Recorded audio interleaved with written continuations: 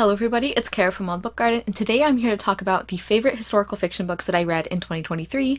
As with the other videos, these are not necessarily books that came out that year. In fact, I think maybe only one of these did. I read a lot of backlist, I've said before. I will link the playlist of these other kinds of videos I'm doing. I am breaking up my favorites for the year by genre. Content warnings will also be listed below, as well as links to any people, channels, videos that I mention. And let's get into it. I have 4 historical fiction books to talk about today. Coming in at number 4, I have Last Night at the Telegraph Club by Melinda Lowe. This one is set in, like, around the time of the Red Scare in San Francisco. Our main character is a young Chinese American girl, or she's a teenager, I should say. And she is starting to come to terms with the fact that she likes girls. And this is just a very dangerous time for that to be true anyway, but especially for the children of immigrants.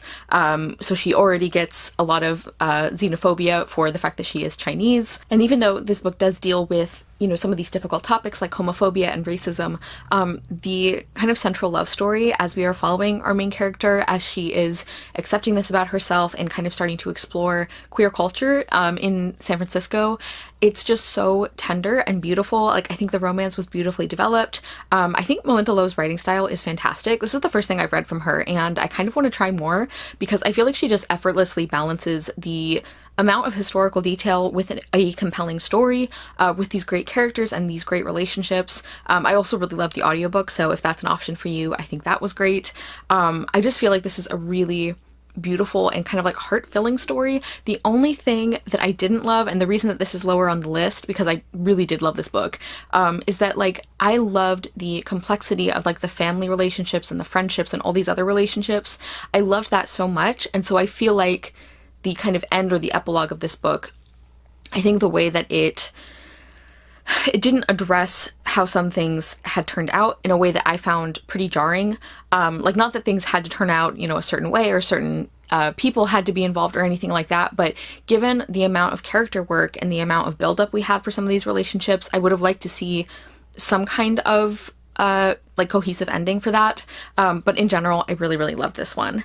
Then number 3, I have Shira and Esther's Double Dream debut by Anna E. Jordan. This is a fairly recent read, and it actually is one that I read as part of a project. Actually, Last Night at the Telegraph Club was for a previous project as well. Shira and Esther's Double Dream debut. This is just a warm, lovely hug of a book. We're following 2 girls who are both Jewish, and they have very different kind of relationships with that. One of the girls, her father is a rabbi, and he wants her to, like, he's really excited for her to have her bat mitzvah, but what she's more focused on is becoming an actress. So she really wants to do this, like, talent show. And then our other main character, she actually really wants to learn more about being Jewish. She would love to have a bat mitzvah, but her mother is a famous stage performer, and that's not really an important part of her upbringing. So even though both of these girls are very loved by their parents, they're not really understood by them. Like, their parents aren't really accepting that, like, their kids want different things than they want for them, and they end up switching places, and some, like, shenanigans ensue, and there are those, like, comedic moments, but I feel like this book also has a really great, like, heart to it. Like, it's not overly wacky, which I actually liked, because I think that let the really lovely, like, family relationships and the friendship between these girls and with some of the other characters, I think it really let those, like, come to the fore, because it wasn't all just, like, the wacky situations that they get into or anything. I think that the way this book deals with the different ways of being Jewish, I think, is really lovely. I think the family relationships are great. I'm really impressed at the way that Anna E. Jordan sort of like built up a fairly reasonable sort of, like, backstory for why some of these, like, interesting situations happened. I thought that was really impressive. I just really love this one. Again, it's a book that is really warm and just full of love and just, like, acceptance. It's a really beautiful story. And I also would recommend it even if you're not somebody who usually reads historical fiction, because it's fairly loose on that. Like, it is kind of roughly set in a certain era, but it definitely isn't overly focused on those minutiae. So yeah, I loved it. Hello everybody, I am jumping in to add a book that I forgot. This is the second time I've had to do this for one of these videos. I don't know if you've seen the other one yet, but I realized I forgot one, and I think once again it was because it was, like, I was trying to decide which category to put it in, because it's a historical fantasy, but it feels a lot stronger on the historical side. So that's why I'm putting it in this one. This should be in the actual number 3 spot, so it's going to go between the ones that I mentioned were number 3 and number 2. I don't know if that matters to you, but anyway, so I wanted to, of course, talk about The Scandalous Confessions of Lydia Bennet Witch by Melinda Taub. This is a book I really, really loved, so it's extra frustrating that I forgot to talk about it. I will link my full review that I did. I did receive an ARC of this, so I got to review it early, and as probably a lot of you know, I love Melinda Taub. She wrote Still Starcrossed, which is one of my favorite books, and so I was very excited that she had another book coming out after a very long time, and this is a retelling of Pride and Prejudice from Lydia's perspective. And I think it was such a smart retelling. It is so clever, so interesting. I love the way that Melinda Taub like took different elements from the story and made them just like made you like view them differently. It was just really great.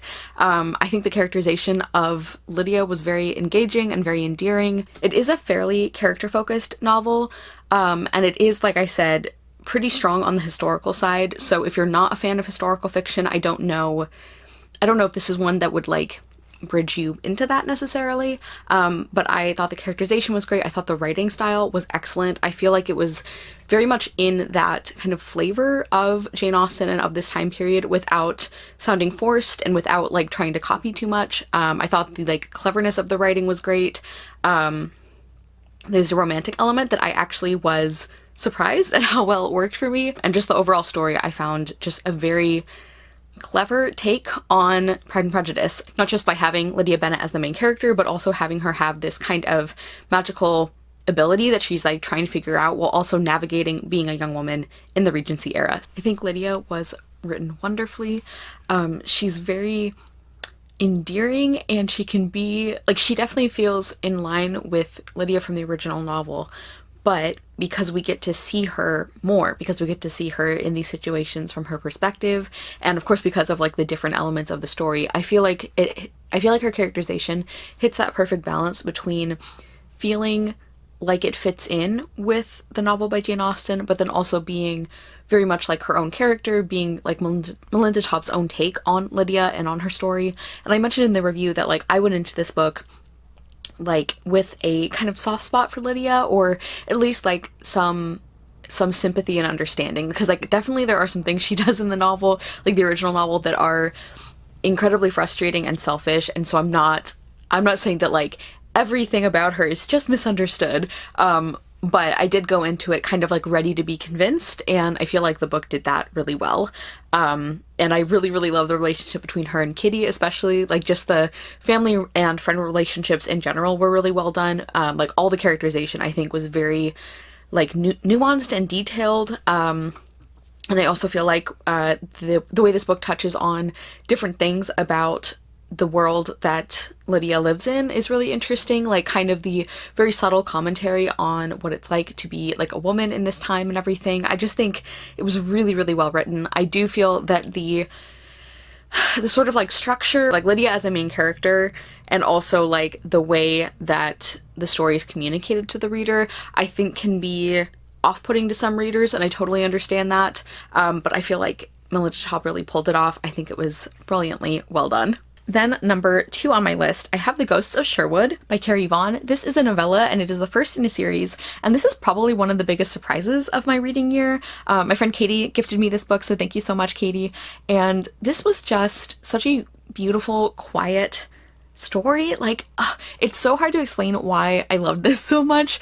So this is a sort of Robin Hood retelling, or Robin Hood sort of after story. It's like an epilogue, because we are like Robin and Marian have gotten married, they have children. This is set several decades after like the famous Robin Hood stories, and we are actually following.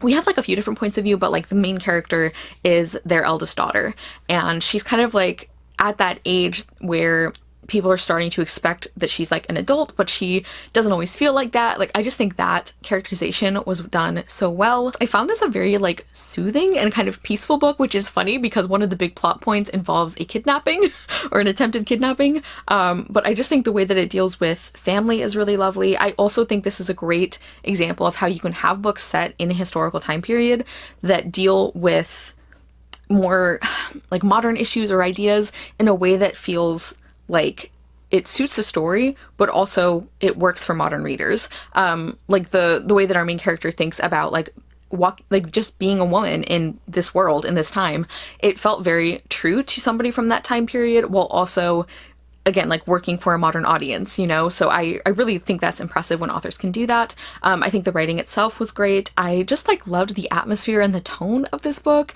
I don't know. It's a hard one to explain why it left such an impression on me, but I thought it was fantastic. Yeah, just setting, characters, all of that. I just really enjoyed this. And then number 1 on my list, this was a pretty easy one to come up with. Like when I was figuring out how to rank these 4 books, I pretty much knew this was going to be number 1, and that is A Sitting in St. James by Rita Williams Garcia.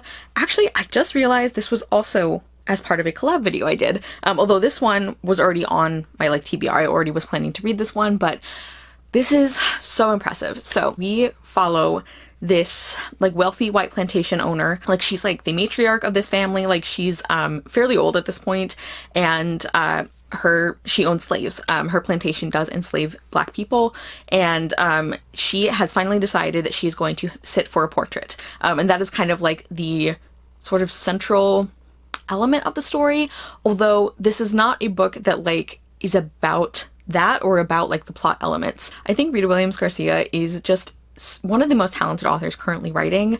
I'm so glad that we got another book from her recently. I hope she writes another one soon. But this is just an incredibly compelling story, and one of the things that I really love and appreciate about it, and the author talks about this in her author's note, when she was like pulling together these different story threads and these ideas of things that she wanted, like the story that she wanted to tell, these characters that were coming to her, one of the things that she specifically wanted to avoid with this book, and like specifically being set in like the time of slavery in the South, in the American South, one of the things that she specifically wanted to avoid was having the Black characters sort of have to like almost explain themselves or like justify their humanity in a way that like sometimes historical fiction in that time period can.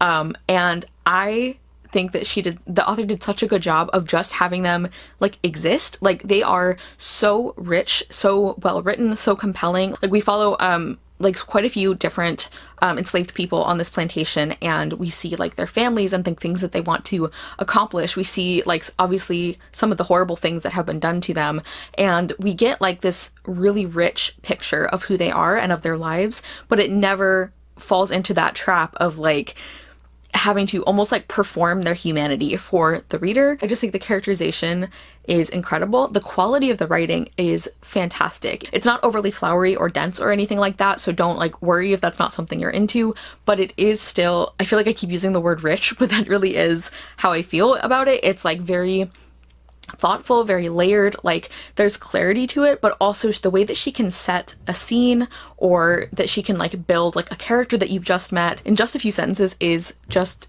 incredible to me. It's so impressive. This is also a book that's a little on the chunkier side. Like I think it's almost 500 pages, but it reads so quickly. Like I did not want to put this book down, even though it is a very character focused story. Like I'm a character reader anyway, but I think like, you know, sometimes when you have especially historical books that are much more about like the characters, it's like even if you are really enjoying them, they're not always the most like gripping stories sometimes. But this one absolutely was. Like I didn't want to put it down. I was so invested in these characters. There are definitely characters that you absolutely hate. So when I say I'm invested, I mean like a specific group of characters, not all of them. Because some of them I did not want to see things turn out well for them. But yeah, I just think this is such a complex and fantastic story, and I'm struggling to describe it, but it's incredible. It is my favorite book by far that I read in the historical fiction category. Highly recommend it. Yeah, I really think that this book is one that should be, you know, taught in schools. I think there'd be some incredible discussions from this book. But also, as I frequently say, having a book that is like very important or very like effective, you know, thematically, or that it does a lot, it doesn't mean that you don't have a well-told and entertaining or interesting story, because this one absolutely delivered on both fronts. So those are my 4 favorite historical fiction books I read last year. Please comment down below. Let me know if you have read any of these or if you're interested in them. Let me know a historical fiction book that you read recently and loved. Or I know that like historical fiction is not, it doesn't feel like an easy genre to get into. So if you're not a historical fiction reader, let me know like a time period that you would maybe want to try. I think that could be fun. But yeah, thank you guys so much for watching. I will see you soon with another video, and I hope you love the next book you read. Bye!